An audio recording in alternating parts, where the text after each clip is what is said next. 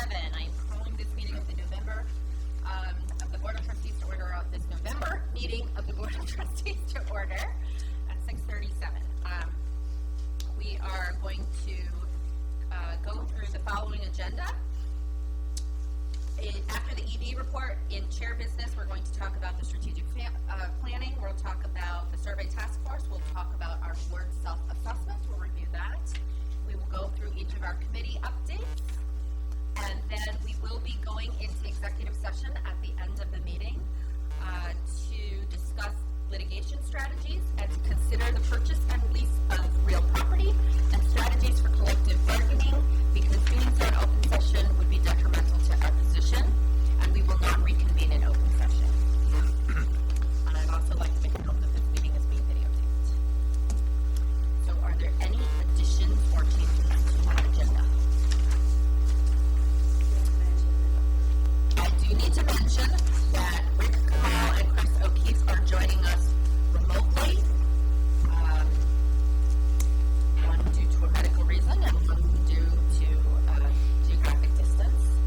We expect Raul Porras to join remotely as soon as his plane lands. So that is also a I think that's it. So are there any questions or changes to your agenda? No. If not, let's review last month's meeting minutes.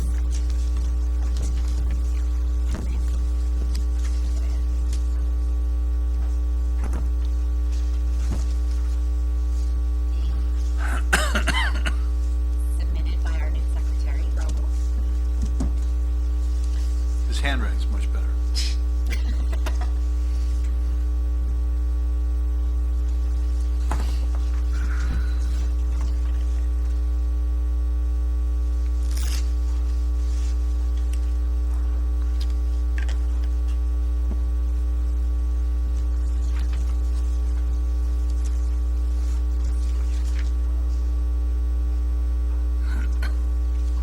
We will need to do all our votes by roll call vote because we have people participating remotely.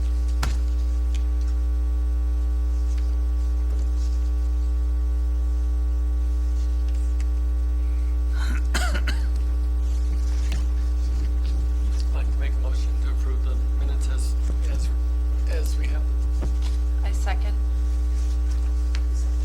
I did. Okay, we need to do roll call vote. Jane? Yes. Yes. Yes. Yes. Yes. Yes. Yes. Yes. Yes. Rick? Oh, I'm sorry, is it Rick or Chris? Either one of you. Yeah, Chris, and I'm staying because I wasn't there. Okay, Chris abstained, yeah.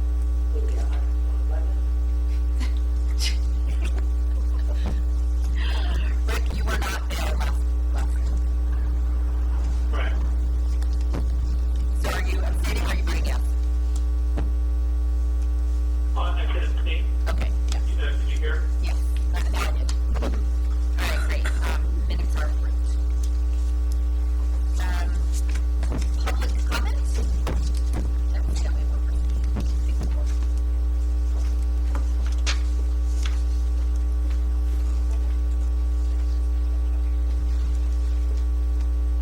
That's quite snazzy, the new. I know it is.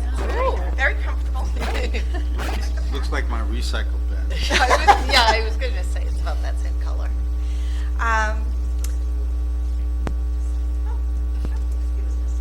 That's okay. I just wanted to provide a little bit of an update from the last time that I was here.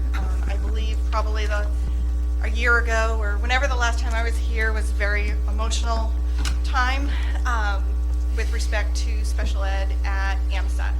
I just wanted to come and give an update to say that things are going really, really well.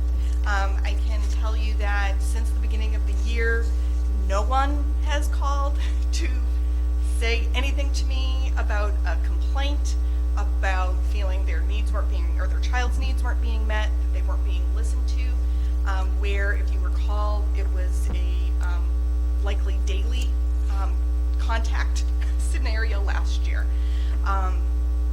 So I think Maureen LaBelle is really doing a fantastic job. Everybody respects what she's saying. Everybody feels that she is, addressing the needs of their children. So I just thought it had been obviously a little while since I had, given an update to the board. So I just wanted to share that with you. Thank you. Any other questions? Does anyone have any questions? All right. Thank you. Easy peasy today. Thank you. Thank you. Okay, Brianna, can we have a faculty rep update? Yes, yeah. Relatively short, just because same thing, everything's still very positive, so which is a lovely trend to continue. So teachers, since our last meeting, enjoyed our team building focused professional development day at the Bolero in Shrewsbury, which was great. So we spent half a day just competing against each other in bowling, and it was just really nice to just relax and have fun with colleagues, which definitely increases a lot of the spirit and continues to go down this path of just really high morale here at AMSA amongst the faculty, which is great. And so that same spirit will continue as we move through the holidays, because we have our annual faculty or all staff party.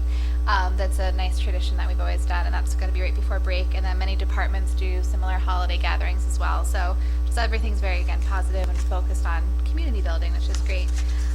Teachers have also been taking advantage of the new PD budget that we have this year. So every teacher gets, thanks to Dr. Lewis's vision, $1,500 that they can spend as long as their vision or their plan is approved. Many of our teachers are enrolled in the state mandated English language learner training class, which is a new initiative that the state's been working on for the past few years. So that allows teachers to just become more aware of current practices with working with ELL students.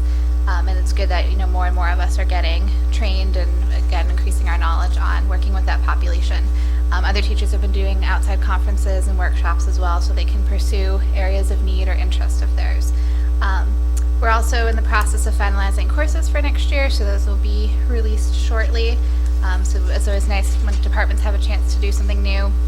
And we've also started, or just begun to start, the different committees that will address some of the areas of concern that teachers cited during our professional development day with the outside consultant.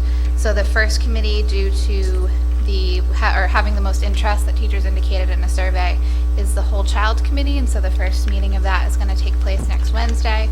There's about 12 teachers on the committee as well, so we'll really address the idea of educating the whole person when it comes to educating our students, not just in terms of content, but really focusing on more like character development and that kind of thing. And the plan is that once each committee kind of finishes up their task and creates a plan and a vision for how to address those concerns, the next committee will start up again. So we look forward to working as a team, all the teachers who are interested in those areas, and enacting change that we'd like to do. So and that's it. Any questions?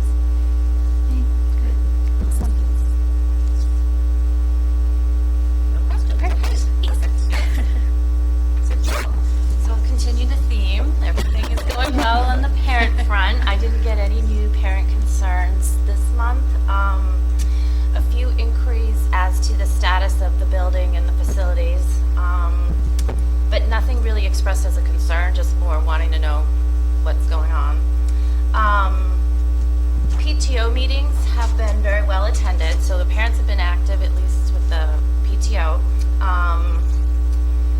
There have been plenty of volunteers at events so far, plenty of donations at the dances. The student handbook was very well received, partly I think because they had student handbooks in the past, and then it was discontinued for a short bit, but the parents were really happy about getting the student handbooks. And then the Pete Jones, the athletic director, was at the last PTO meeting, and one of the concerns was how involved he's going to be in the new facility, and he reassured the parents that physical space for athletics is really important and that he's going to be involved. So he addressed that concern. And so overall, culture is still really good. I think Actually, part of it may be attributable to the administration dealing with concerns quickly as they come up, like that had happened at that last parent forum. So far so good. Any questions? Thank you. Okay. No questions?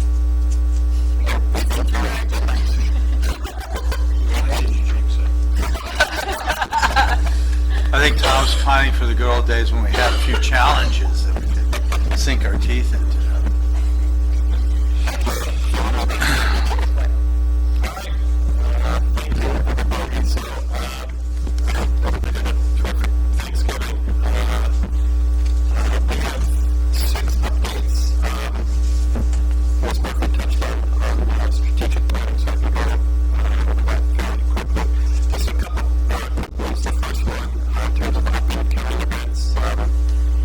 Last week, we were really happy to announce that Dr.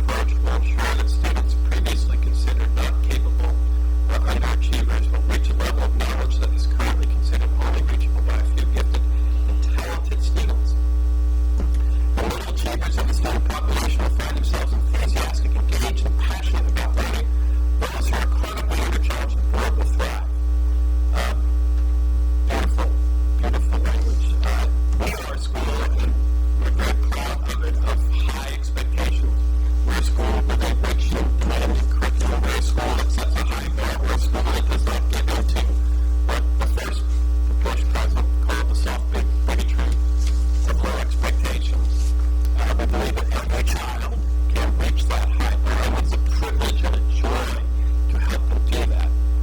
This is certainly what attracted me to AMSA in 2005 in the summer, and is what has kept me at this school. As I said earlier, I've been very fortunate to teach at AMSA for many years, and I always remember whatever class it is, Amanda's class, a CP class, an AP class, I always remember the kids and admired them greatly, the kids who came into my class, and they just hit the ground running. I know they would get an A+, and when they would get a 5 on the test, I could sit there and blow bubbles, and, I could read a comic book, but I still couldn't do it. But I also would always remember cherish the students who struggled, the students who were initially bored or unenthusiastic, the students who would look at me and say, oh, Dr. Lewis, why in the Lord's name do we have to learn about this? Other students who are asking for lower or bad grades and sometimes receive lower or bad grades. The difficult conversations that we had together, the disappointment on their faces when they received a low grade. So too, I remember looking in their eyes when they realized that great and amazing moment, when they realized that they could excel, when they could succeed, when that light inside of them turned on, and without what they had was filled by courage and purpose. Those are the truly great moments, and those are the moments that make us want to do what we do in education. We strive at AMSA for excellence, we strive for first-rate test scores, we strive to enrich the lives of our students by encouraging grit and resilience. The spirit of Kiyakaha. We strive to enrich the lives of our students by promoting academic competitions, field trips, athletics, after-school clubs, and foreign travel.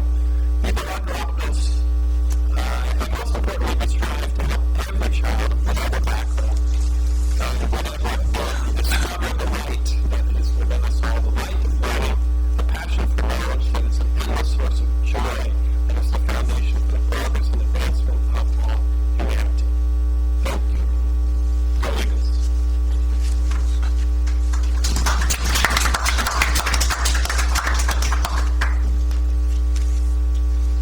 So, Dr. Lewis, just one quick question. As you're making connections with these other schools, is there an opportunity to extend those connections from board to board, in particular with the committees?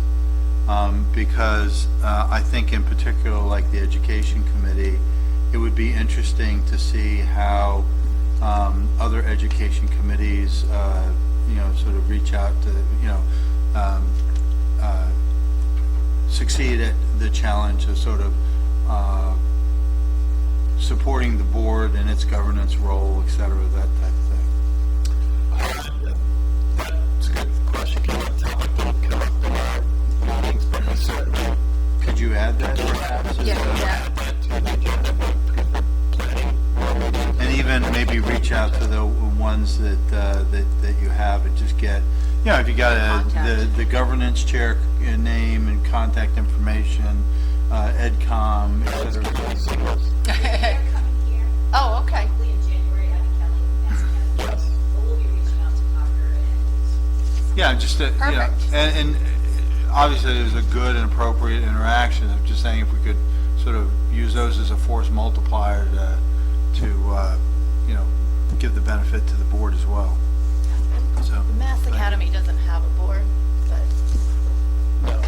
yeah, but They're not a charter school. Yeah, and that does remind me that I had said I would send to Liz the contact. Oh, yes. Parker and Yep. McCall have since I know those people well. Yeah. I'm gonna actually create somewhere on my to-do list that's so it'll actually happen.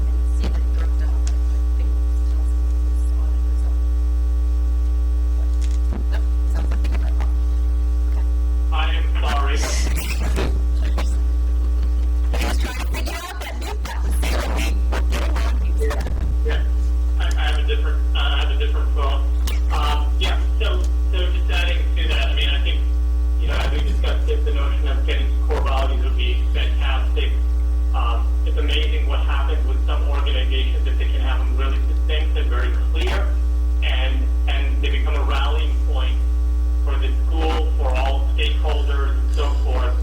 And even, when you're hiring people, I mean, you can affect absolutely everything you do, even when you're hiring folks, that you start inculcating with them the notion of what the school is about and get that alignment early on. So I think it's really, really important.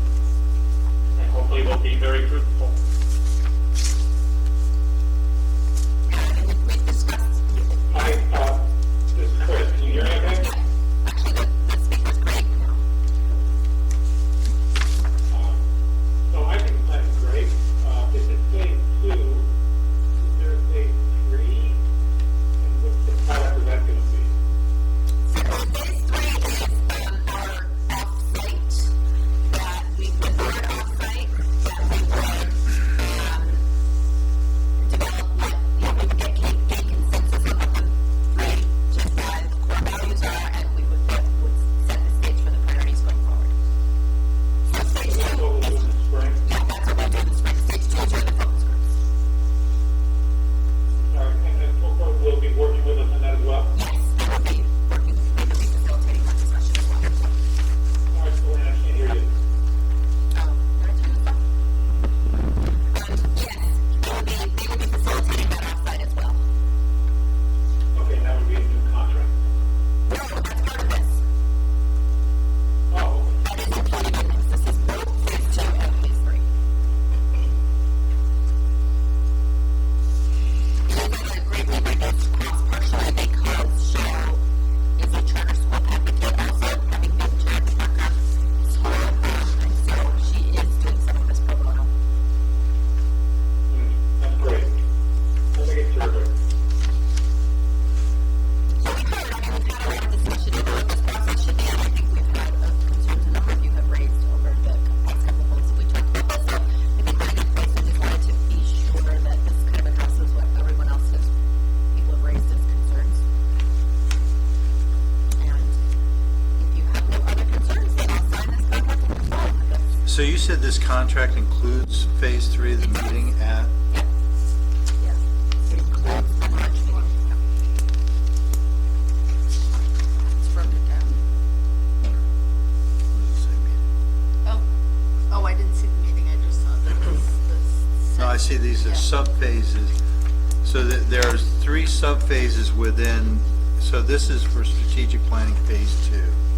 Yep. And then it says timeline for phase 2, it breaks it down into to 3 sub-phases. Yep. Initiation, values, okay, go ahead. You see it? Is that what you're talking about, the meeting? Top of page 5. Yeah, that's what I was pointing Top out. of page 5, third bullet Okay, point, I thank think you. is what you Yep. want. Thanks. I think I just realized what Chris's question was, because that's the very beginning, it says strategic planning phase 2. Yeah. I understand that's the question that All right, Chris had. thanks for clarification. Thanks, Tom.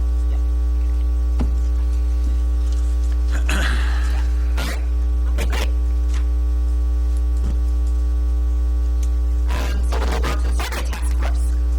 Okay, I'll give the update this week. So we met earlier in the week. Good meeting. Thank you to Sarah for making us feel comfortable here on Monday night. Our task force is Liz and Jill, Brianna, Roger, and Roland. I both co-lead it. And our focus is really on what we discussed last time, which is to really refocus the surveys to make sure that we're measuring the right things so we can action the right things. So we had a good meeting, and we agreed to a few items, made some progress, and so I'll catch you up on that. So the first is we agreed that we're going to continue to use Panorama as our tool to deliver the survey. Thanks to Rick and others, we had a conversation with Panorama. They can deliver a survey when we write our own questions. So that gives us a chance to have some of the same contract, same fee, and provides us this objective mechanism to be able to do that, which I think will satisfy a lot of people. What we don't get from them is that kind of that data scientist look when we ultimately come up with our questions, the ability to bucket those questions into those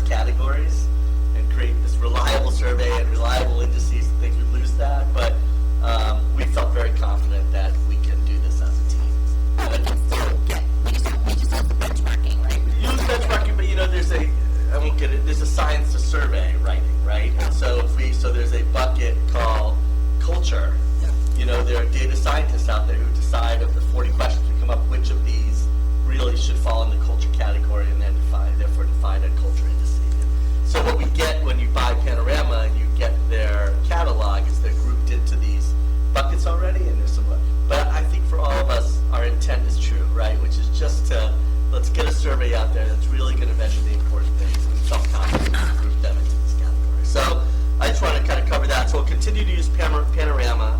Our recommendation is that both surveys are delivered at the same time. We picked launch dates and close dates. Our target would be to launch the week before April break. And so we'd launch April 9th, we'd close on April 30th. And again, I need to go back to Panorama and confirm that this is doable, but the early sense is that it will be.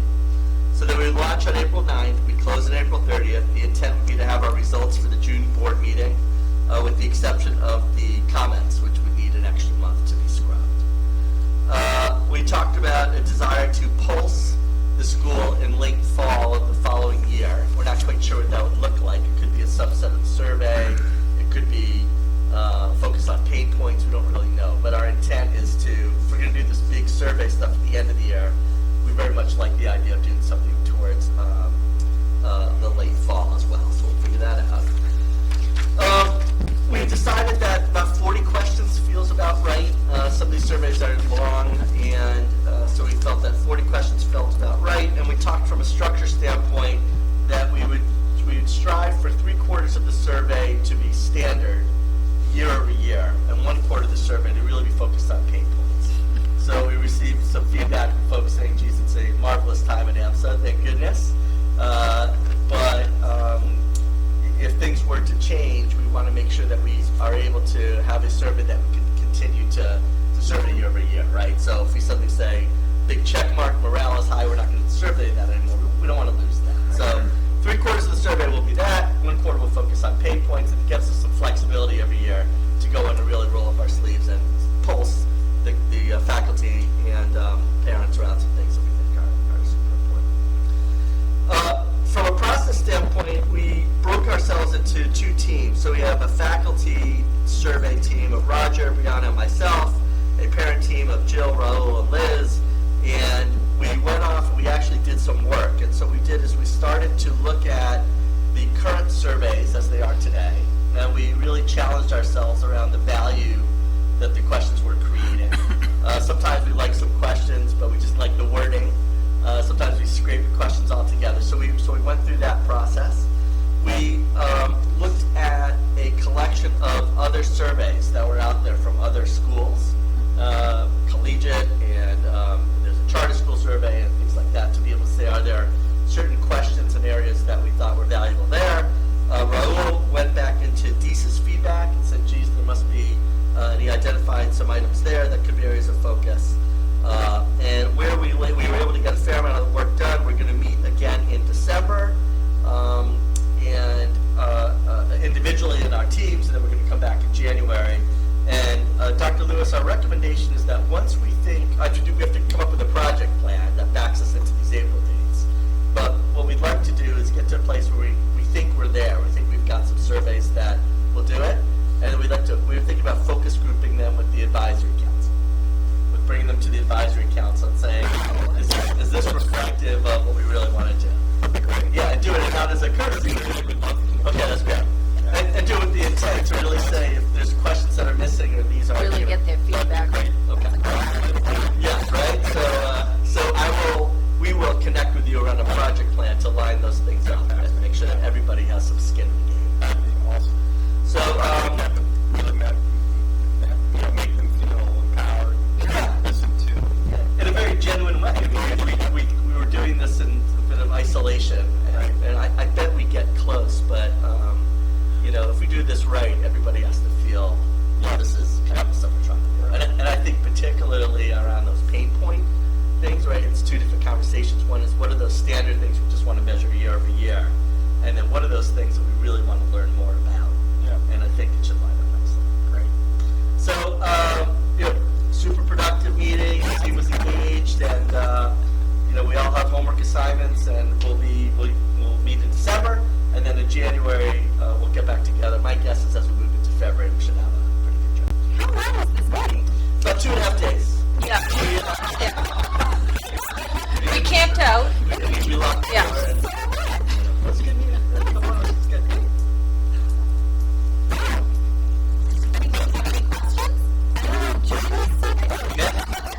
No, we have 2 even teams. That's right. We can't have any more, yeah.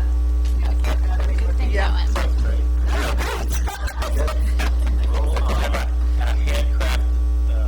Survey, Yeah, AMSA specific. right? It feels good, doesn't it? Because right in line with all the things we're trying to do. Yeah, and those sample survey questions, I think, are very helpful. I think that's really, we got a lot of good information there. Yeah. I probably should have noted earlier, I actually did reach out to teachers when we thought we weren't going to go with Panorama, just to ask if they'd be comfortable with using another site that, didn't have that kind of more objective distance, I guess. And I only, out of 35 people who responded, only 2 people said they wouldn't be comfortable, so I think that's a good indication too of trust where we're factor. going. Yeah, the trust has definitely been greatly increased, so it's another, it was good to see it on paper too, so. Yeah, yeah. It's all moving. Yeah, Respond as well. That's good. That's great. This is Rick. If I could just make one comment, this sounds excellent. It sounds really great. Mike and team, I think you guys did a fantastic job. We're on our way. Yeah, I agree. Yeah, I agree with that, and Mike has done a great job of kind of adjusting the process and kind of on to it. It feels very productive. One comment, and apologize if this was discussed, I think here, everybody speaking on the phone and stuff, but on the topic of whether or not we would keep any of the panorama questions, I think it's important to highlight that there is value in the benchmark, and we'll try to keep those questions that make sense, that we think that the way it's worded and the way the positive and favorable and non-favorable responses are tally make sense for us. We'll keep those, and then we also said we're going to reach out to Panorama to look at their broader catalog of questions. So if we're going to drop any of the questions that we have in the current survey, should there be any questions that they have, benchmark scores that we want to add that they're not on the survey today? That's one of the things that we'll look into as we choose new questions. Yep. Those are some to-do items. Good ones.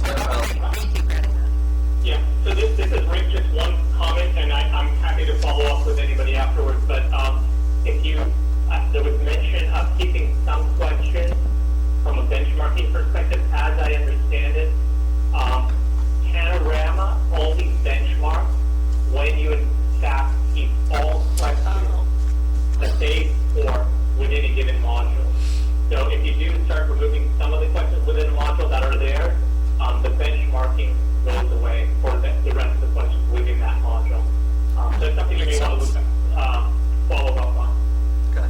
We'll take that as an item. Good to know. Yeah,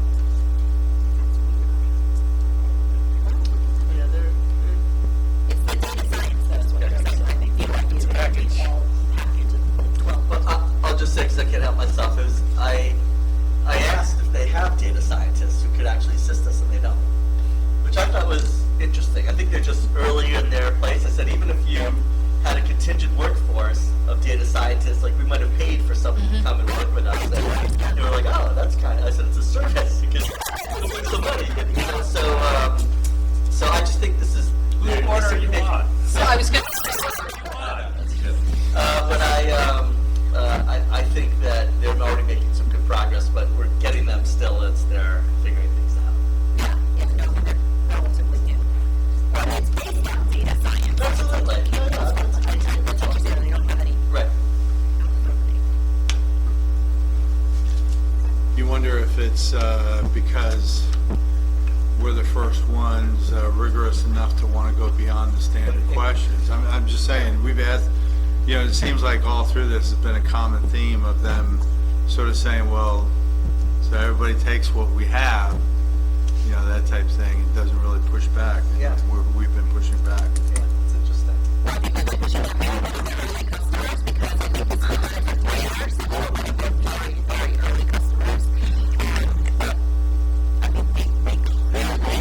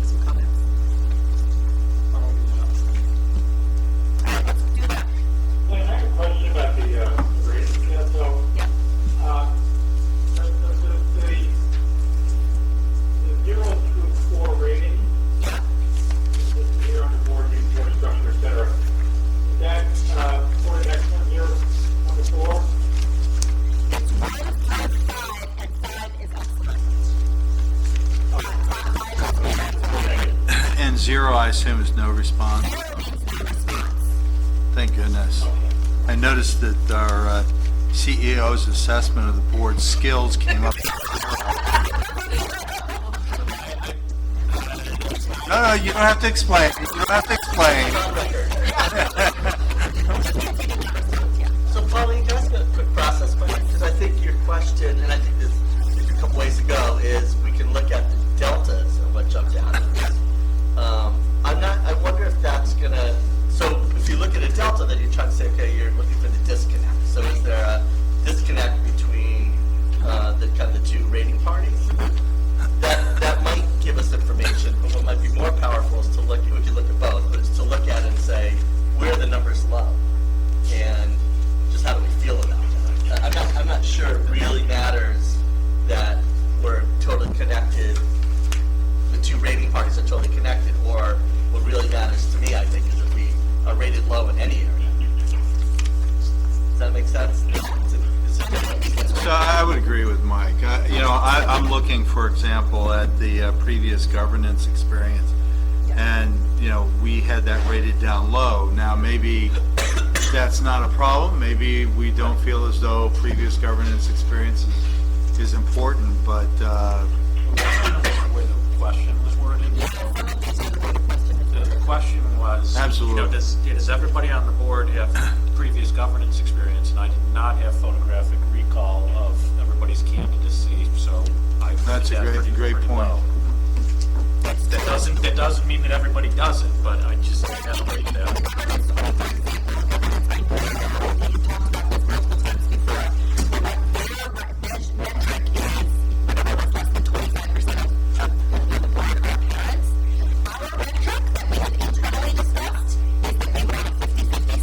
yeah.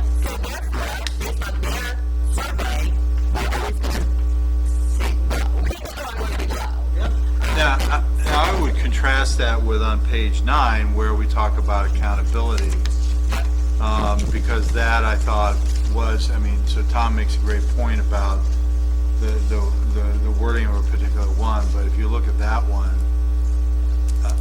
I'm not surprised. I frankly thought, I thought that was one of the lowest things I wrote, or one of the lower things I wrote, that I rated us on, so.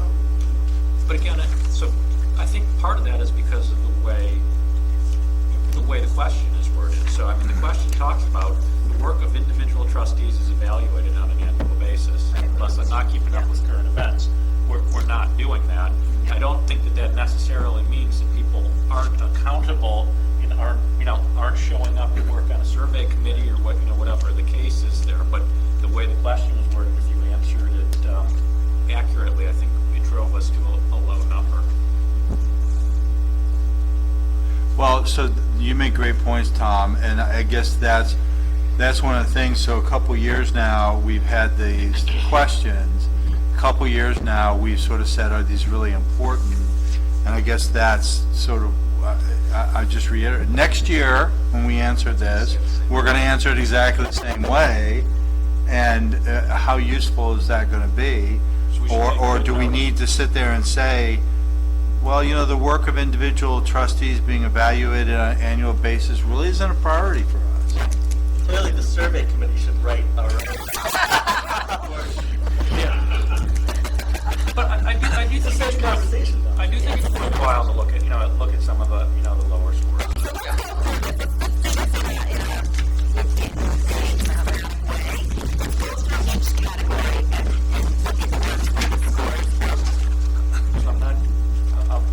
So I'll throw out some comments. So at the bottom of page 4, the board meeting content. Again, I think this is the way the question is worded. This is something we continually monitor. It is systematically. It's the first one. It's the first We're doing really good on. So the fourth question is about 90% of board meeting is focused on setting the strategic direction. 10% is focused reacting to immediate issues. That's something that we need to continue to focus on. I think the score is what the score is. We should continue to focus on that. But I think we acknowledge and move forward with that one. Do we ever think that we're ever going to get anywhere close to 90-10? Heck no. No.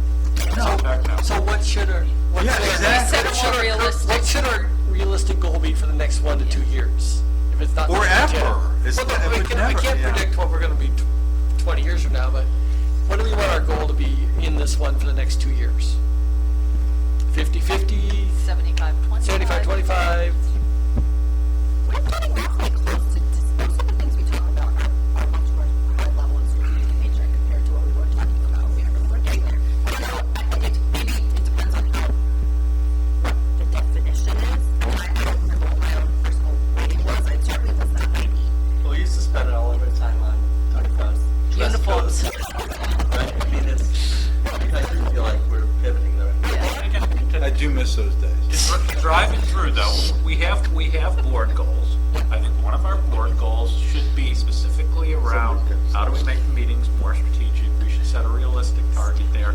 If we focus on it through board goals, we're not gonna have the survey team rewrite this one, but we're tracking that one off. We're tracking that one offline. Board meeting evaluations, we sporadically, at the end of the meeting, say what worked good, were we on time, what are the topics next time? A little more discipline around that would probably be a good thing, and people could answer this one a little better. Open meeting law compliance, that one was troubling. We don't. And maybe we should. And maybe we should, because we've gotten in trouble with that before. We had Joe come in over a year ago. I think that's one that we should probably revisit and just hammer home. So that's what I took away from the board meeting section. Yeah, I think you can look, since we OML, we can just look and see which one of those, what are, like, for example, annually the board legal counsel reviews the board compliance with open meeting law. I know I marked that as a one. Because we don't do that. So I think this is one where we just need to review what our strategy is for OML, and so we can explain that and identify what our goals are here and do them. So I think this is one that we have to talk about it at the committee anyway, because we're going to talk about what we actually want to do. There is a change to OML that was October 6th. October 6th, yeah. Jill actually made us aware of that. And so we were going to talk about it at the next governance committee meeting anyway. Because there was one to clarify some things that were not absolutely transparent. It's not so, it was not radically different from what it was before. So, and there were a few things that I was struggling with mentioning with our people on the phone, because there were some minor changes to remote participation. I don't think you actually have to identify all of those things before. So there might be some little small policy things that we need to change. It's something to do, when you post meeting notices on websites, things Yeah. like that, right? So, I had seen the update, I think it was, well, it's got it for the next agreement. so board structure, next section. Yeah, the only place we didn't score well was on job descriptions. If we really feel passionately about that, I guess we could refresh those and recirculate those, and that would improve the score there, but I did lose a lot of sleep over this section. We actually have job descriptions, but clearly people don't know what job descriptions. We do have them. So I guess We don't have, review them. we don't annually review, right? And individual performance expectations. I don't think we want to. Okay, so board composition. So here's one, obviously the 75% or more of the board have previous governance experience. That's So Pauline, I want to congratulate you. I know one of your objectives, since I've known you, has been to really drive diversity and the thought and inclusion into the board, and I think that's a great acknowledgement there.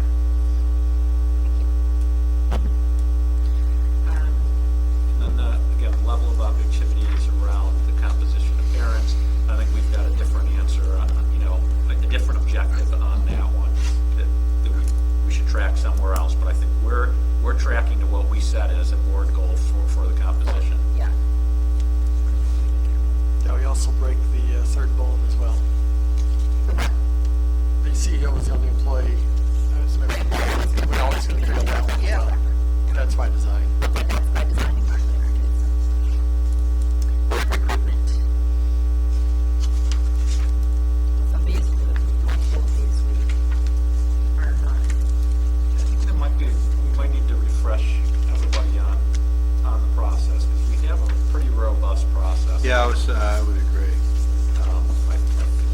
I was surprised at that score. I don't think we have a linear profile of skills and expertise. We do have a pretty robust process.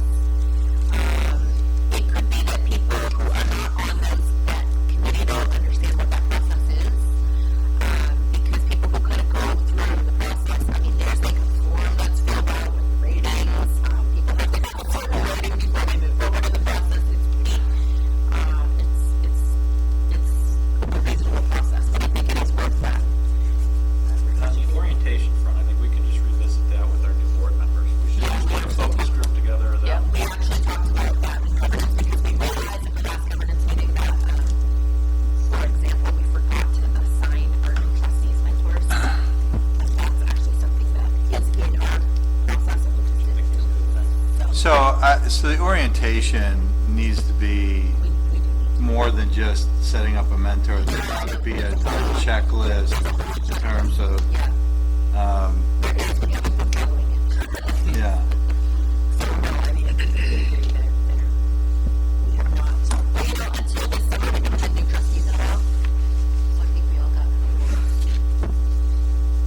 You know, next time we have a vacancy, or next time we think we're going to grow the board, that might be a good conversation to figure out what is the longer-term plan and the makeup. I remember last year, in the mix of all the stuff that was happening before our new administration, there was a fair amount of consistent feedback coming in. They wanted more, for the people that were non-parents, they wanted a makeup of people from STEM. Like they wanted GE people, and you know, they want more of science, technology, engineering, and math on the board. And so I don't think we need to do that now, but if we start to have some seats to fill, it might be good to say the next couple of years what's the composition supposed to look like. But really stay true to that. We did this discussion 2 months ago. Oh, we don't know if I remember. All right, but is that okay? Well, we did it in governance. I was going to say, was it in governance? We did So it in some of us. governance. Okay. Yeah, we reported out at the board meeting. Probably just report as opposed to the full discussion. All right, so it's an opportunity maybe to spend a little more time on it. Yeah. It's good thing. It could be a topic, let me think about this, with Rick, because that could be actually a topic for the January outside, right? When they actually, because clearly this whole recruitment section needs some. I just suggest too, that's one that we want to stay ahead of. We don't want to get complacent, and we want to keep that pipeline stocked. Yeah. Well, so the whole orientation program, I think, is an important part of recruiting, because if you sit there and you say to somebody, you know, what does it mean to be on a board? What is governance? What is a charter school? Where's the charter, et cetera, et cetera? If you've got that stuff together in a way that somebody can digest it, increases their confidence that, yeah, this is a role that I could play effectively. I would have something to contribute. So, That's true.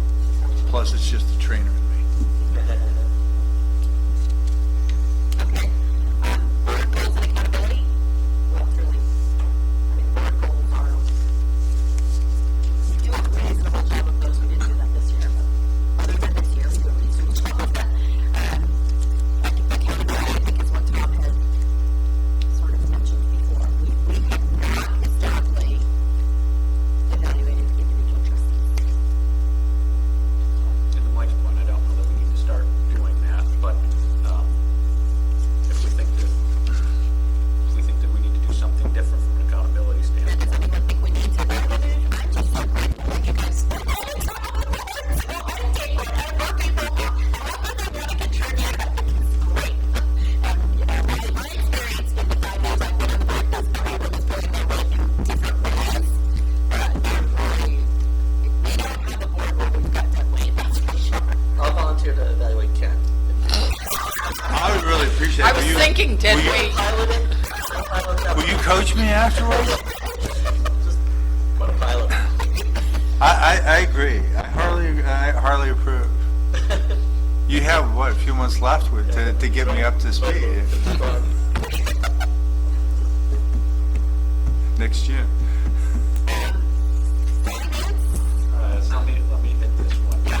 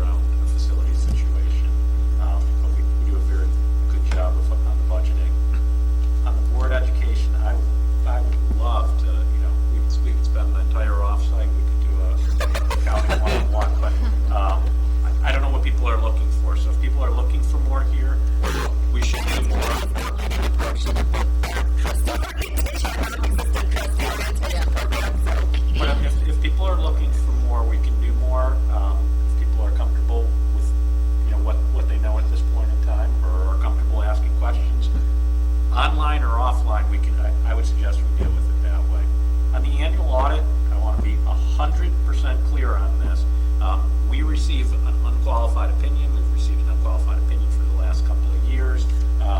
This is something that we're doing, very right there.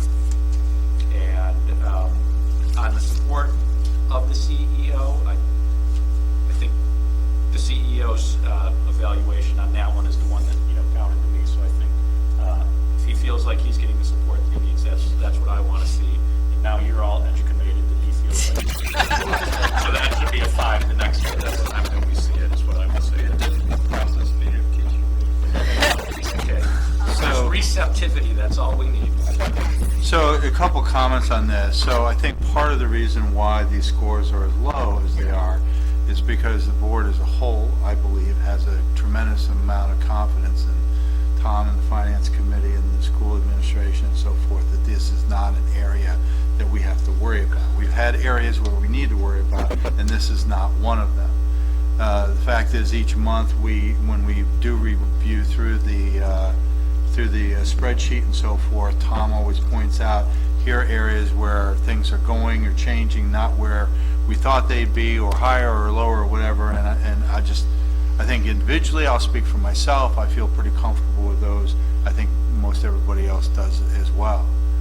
That said, we're each board members, and we're each supposed to have responsibility over, academic program success based on the charter and organizational viability. And if we're not able, if we don't know the answer to these questions, then that's a problem. Okay? It's not a problem from the finance committee or the school or anything like that. It's a problem with board education about the fact that these things do happen, and yet the board as a whole doesn't know that. And financial aspect is just too important to say, well, I sort of like, Tom's a good guy, it must happen. So that's just my opinion.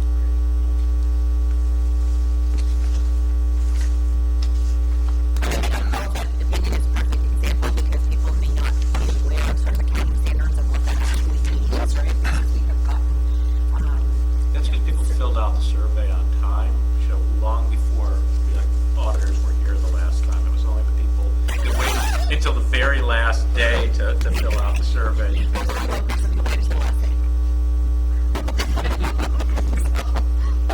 He knew what the results and he reported out. So I wasn't the last one to fill it out? Okay. I think there is a point here of education for the board that I think we should consider.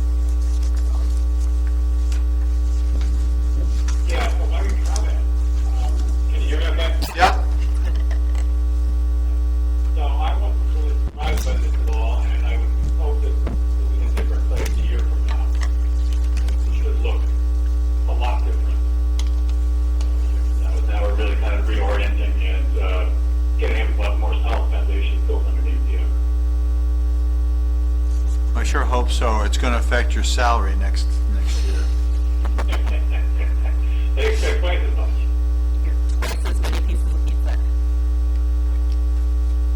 Any other comments on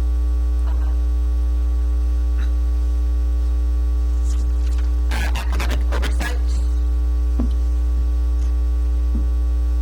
All right, I'll take a swing at this. I think these grades are way too generous. I'm sorry. They were too generous? I think they're way too generous. Full board knows what the key academic promises have been made to the authorizer of your charter. Okay, so that's the accountability plan. We really know that? All trustees know which standardized tests are administered at the school. Understand what these standardized tests measure.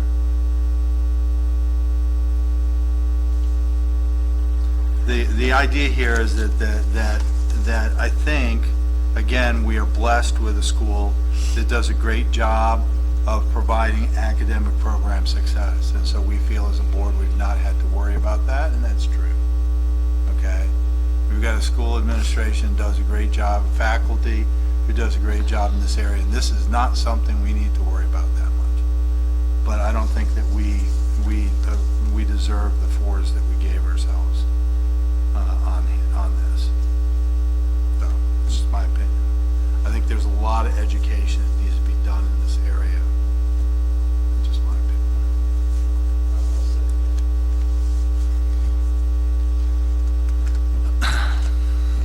So what areas do you think we should be working on in particular?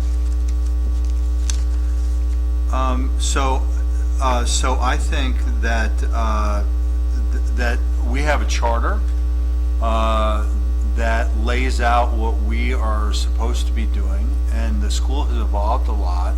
Some of those elements we've done, some of those elements we've set aside, and we've left it largely to the school administration and the faculty to make those decisions. I'm not sure that there's anything particularly wrong with that, but I don't know that there's anything particularly right. And this is sitting here saying our oversight. Okay, so it's not the results. The results are obviously are great, but are we prepared to exercise the academic oversight? So talks about, so our charter has certain obligations that are laid on us. And actually, there's an extension of that in terms of Mass General Law and other regulations that say, this is what your charter school is supposed to be doing. An example of this might be special education. I'm not sure that we as a board understand what our obligations are. Fortunately, right now, at this particular moment, as Jess has said, we're doing pretty well. But in terms of our ability to provide oversight in that, I don't think we're that strong. And so that's that's an example of that. In terms of once you've laid out that academic program and it's executed and you're measuring the success of that, how do you measure the success of that and report that out to the board, discuss it, know what measures have to go up to DEAS and so forth. I'm just, so there's a couple of items that I would offer.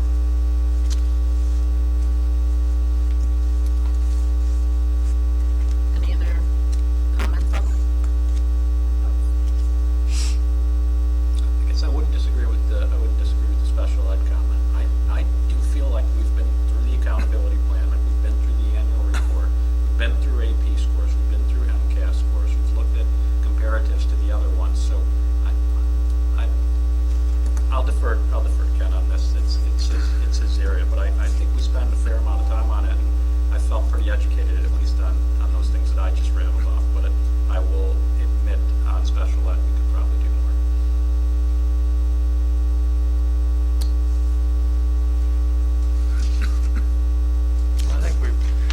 I think we've actually done in the last year. We've actually done some good work in the special ed area as a result of Jess's assistance, prodding,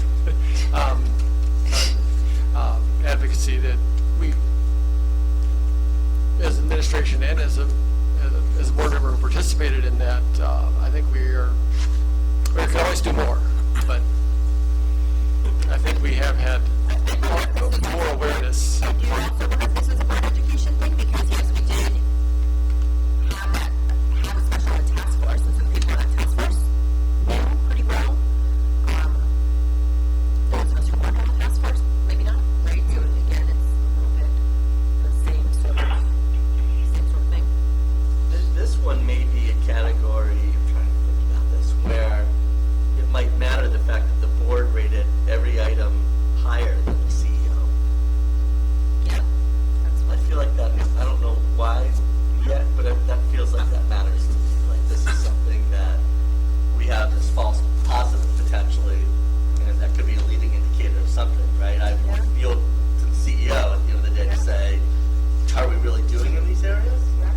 And So how we're doing, the point I'm trying to make is how we're doing is one thing. No, you're right. our ability to provide oversight Yeah. is another thing, Right. okay? And that's you know, it's the strength you have to sit there and say, yes, I know what needs to be done, I can provide oversight on that. That's the point I'm trying to So make. is this America, so does it matter then? Should it matter that the board feels better than the CEO about that? I don't feel better than the CEO. I think I feel But the pretty. evaluation says that. Well, that's because, so on charter, on several of these, we probably got as high a grade despite my evaluation on Yeah, this. let's talk Because I about can tell you, I didn't give these, report set. I know, did but not talk give about these what the report grades. says. Should it matter that the board as a whole feels that from an academic oversight standpoint, they're doing better than the CEO does? I Does think, that matter? I think it's Friday night, we're headed out on a date, and we look ourselves in the mirror and say, we're looking pretty good. You can put that in your evaluation.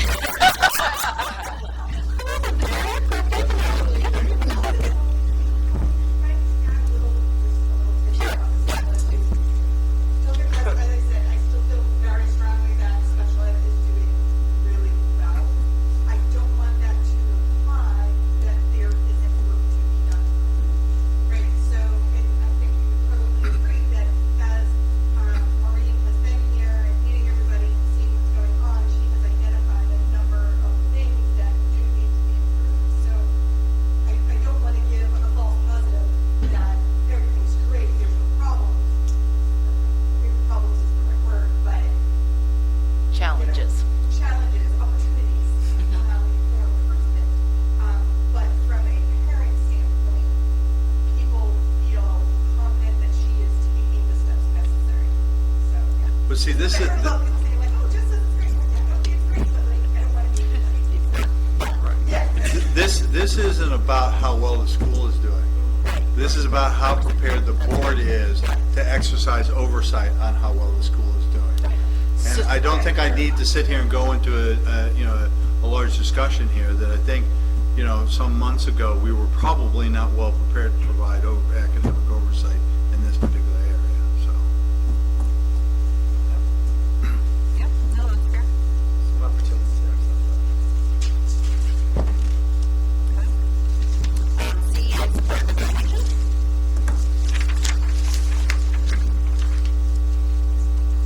So you notice again, as Mike knows on the last one, that our own grades are much higher than the ED's grades, so that's all right. Yeah, that's a great one, where we give ourselves fives. I mean, this is one where, that, I mean, we talked about this when we first started looking at this. This is one where there's a differential.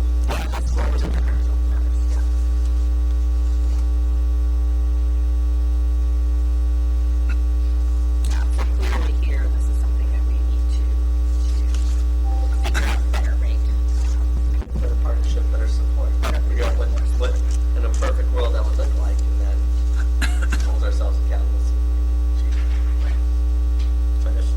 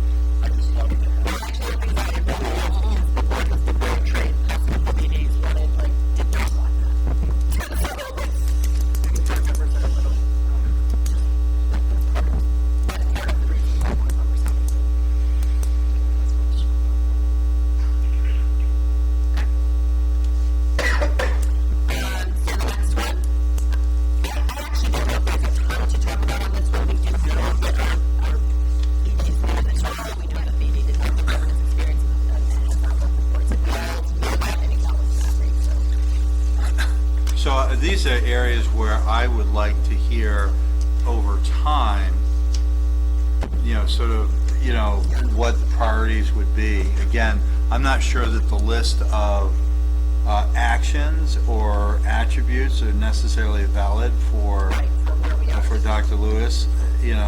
Some of them may be, others may not. It might be interesting because, again, next year we come up against this. I don't know that we're going to be in a better position to give him a grade here than we were last time. But The grades will be higher. I would roll back a couple of questions. The CEO evaluation, where we both gave ourselves, good scores there, and I think we have a good evaluation process. I think we've been pretty clear in expectations, and I think if we do that, that's addressing what we want Dr. Lewis to be doing, and however we want to, these questions are asked, doesn't matter. If he's doing what we're asking him to do against the goals, he feels like he's getting feedback from us on how he's doing on those goals, I'll come back next year and explain away why these scores are the way they are if we continue to have a good evaluation process. I think that's very fair. I think everything that we're asking Dr. Lewis to do, I personally do not want you spending any time reading extensively about board.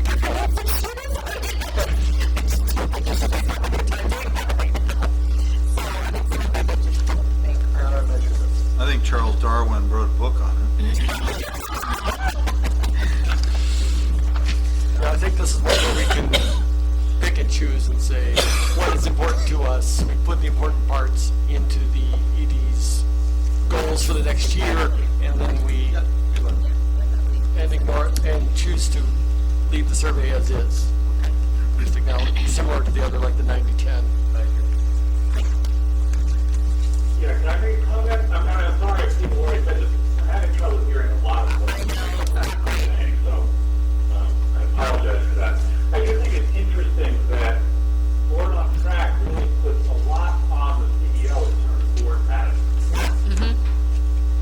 The job of the CEO is prioritize governance and prioritizing, and there's only bullet here about what the CEO is supposed to do. And I think over time, obviously, that is not the expectation that we've had over Dr. Lewis, and I think we mentioned that.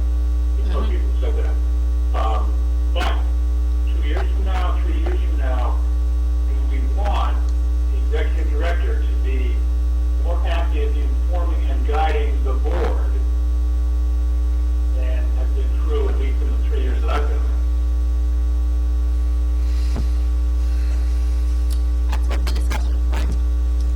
Again, I'd come back to when we set the goals, that's the right time to have the discussion around it. I think it's a good question, but I think we can address it there.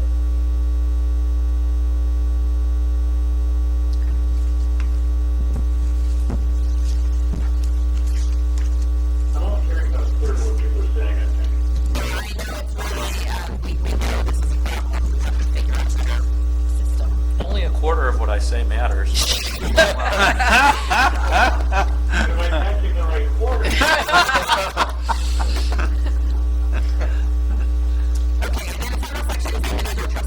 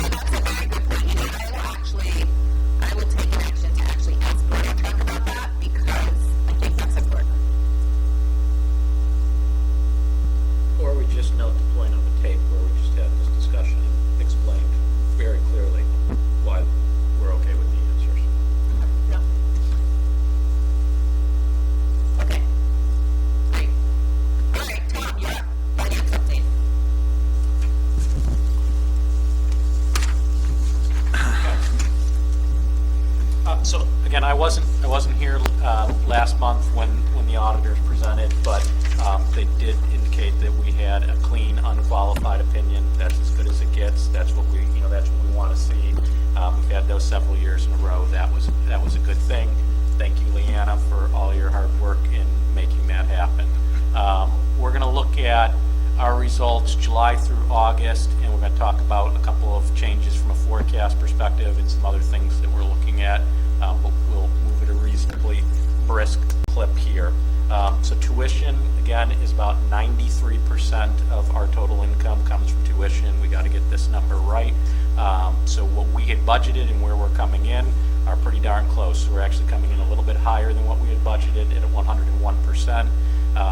This number gets revised multiple times throughout the year based on our actual enrollment. The next time we submit is coming up here, and then that'll be reflected in either December or January. We'll see another adjustment at that point in time.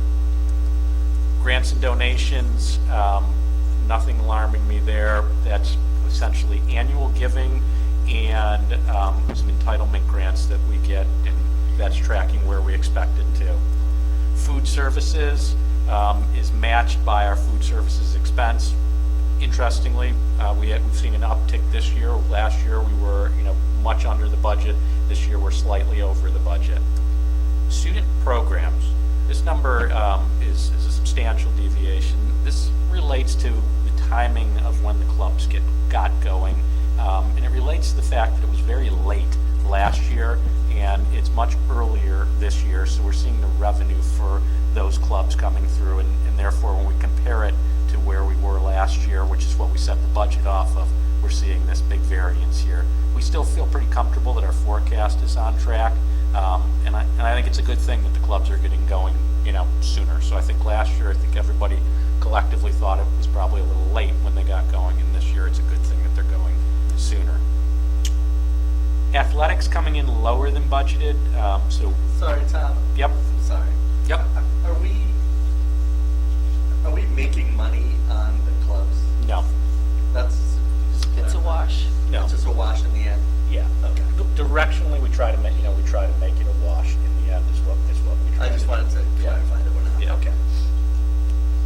We don't try to make money off. I just there's a different. I just So just totally understood what you were saying. let's go through each of these line. I mean, it's a great question, but let's go through each of these line items. On food services, we do not try to make money off of food services. We try to run that at break even. The student programs, the clubs, we try to run at break even. Athletics, I think we've talked about a lot. We would love to run that at break even. We are not there. We're still a long way from there.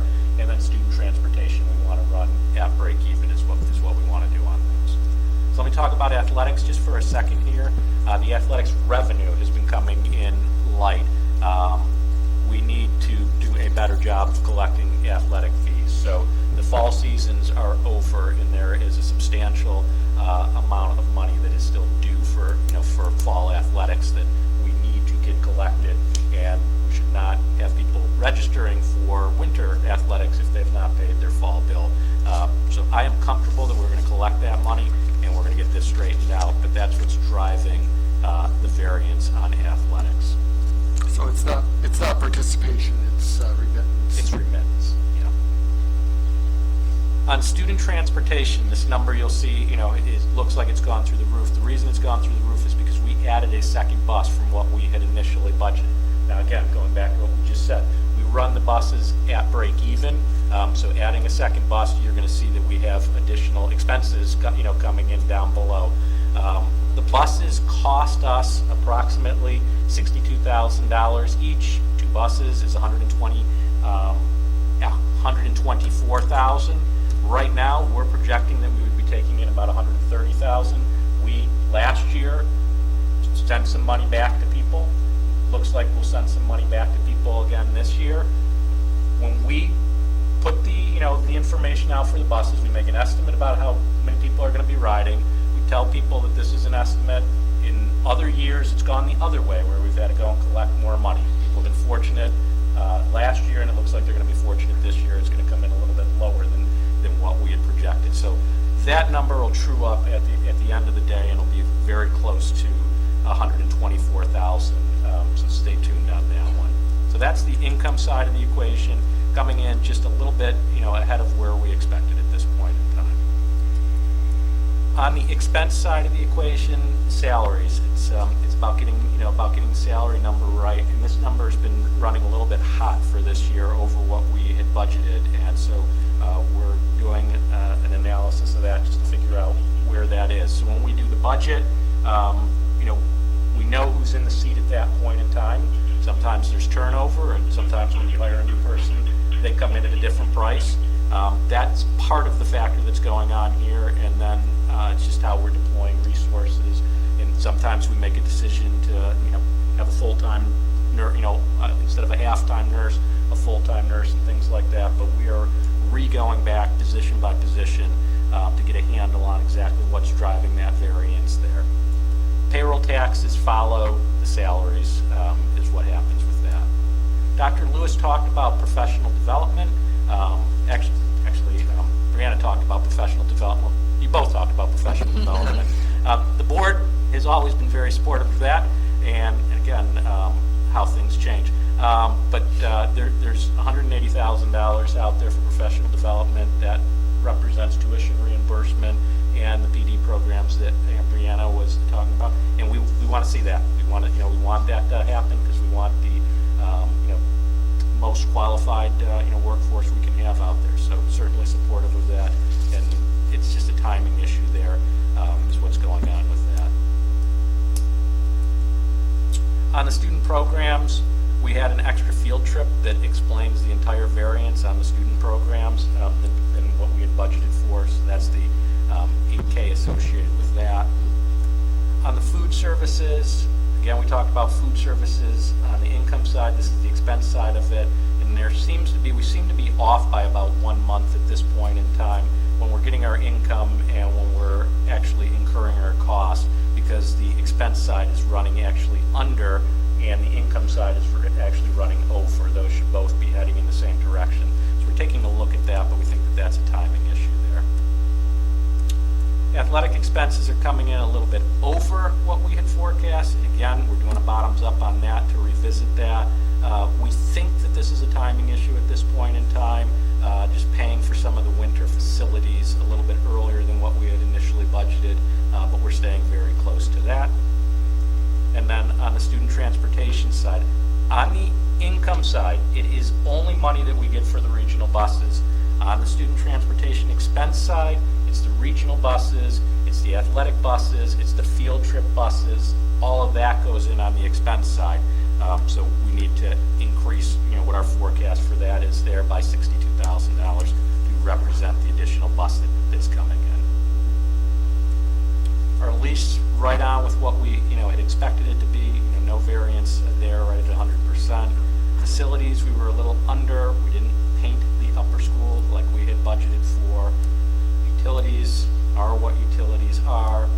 On the IT side, it's a timing issue. We're not thinking we're going to need to adjust the forecast there. We've just spent a little bit more earlier than we initially anticipated. Auditor expense, we should be getting the final bill on that since they did finish their work, and I believe they were on budget for the $22,000. So again, that's a timing issue there. On legal, that is running hotter than we had expected through this point in the year. We have an arbitration that's going on over our CAM charges that's supposed to be happening really soon here, but it looks like we're going to push that back. But that's what's driving that cost to be higher at this point in time. Do I have anything else to say about that? Bottom line, if we look at what we're forecasting at this point in time, when we put the budget together, we were forecasting a surplus of $17,000. As it stands today, we'd be forecasting a surplus of $166,000 for the whole year. I remind people we need to revisit this salary number right here. If the salary number continues to trend the way it is, that would be increasing this number by almost $400,000, which would more than wipe out our surplus at that point in time. So we will revisit that and get back to you on the salary number. So that's the financials year to date at this point. In the package, you'll also see the balance sheet. It's also in the package. again, I believe they talked about this, again, the auditors talked about this when they went through the comparables and things like that. But our cash, what we have in the bank, approaching 10 million at this point in time in the bank, which represents a little over 8 months of what it would take to, run the school is what that number represents. Any questions on the financials for July through October? Thank you, Tom. Congratulations on that audit report. Congratulations, Dan, on the audit.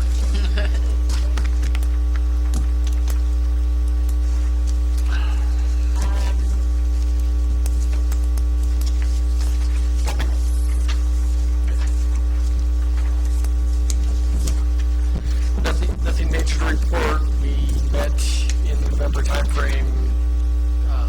We have on the December agenda, we'll be talking about the board calendar and the comments from the survey.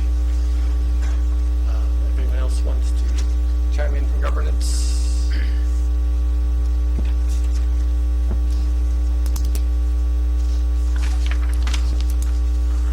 That's what I have.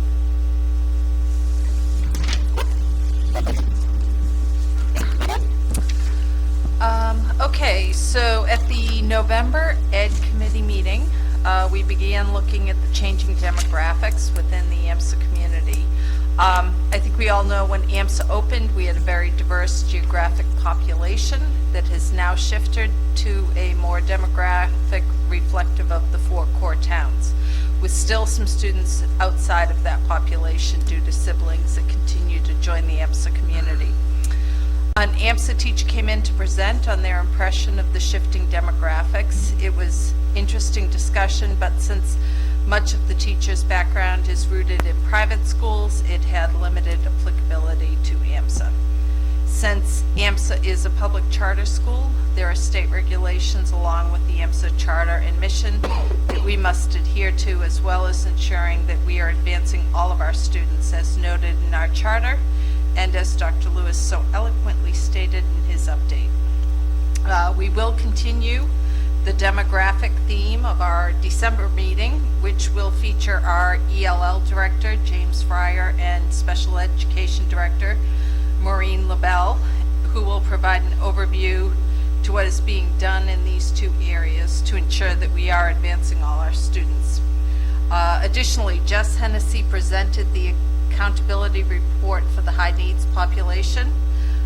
She actually expects to have updated numbers in December, so we're going to refresh the numbers so they reflect 2017 as well, and I'll provide those to the board early next year. I figured there was no sense presenting the numbers when we're so close to having new numbers.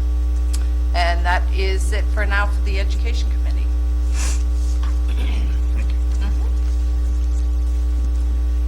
Does anyone have questions?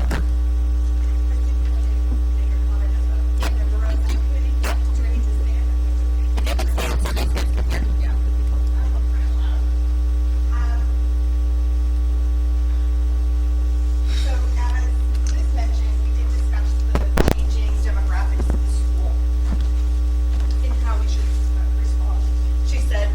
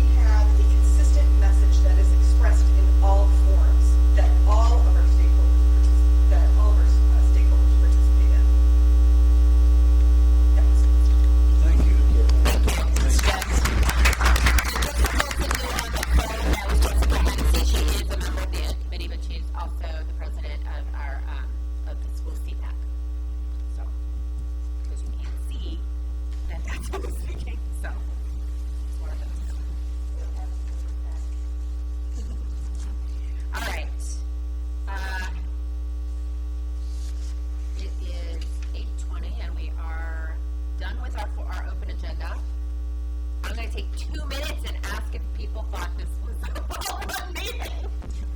Horrible. Horrible. Worst one this month. And we went over on the, I clearly was off on my estimate of board self-assessment, how long that would take, right?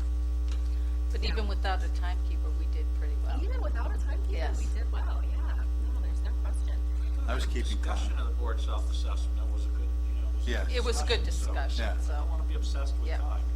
Yeah, it's a good discussion. Yeah, I think we have, I've taken a lot of notes for what we can do for our January offsite. All right,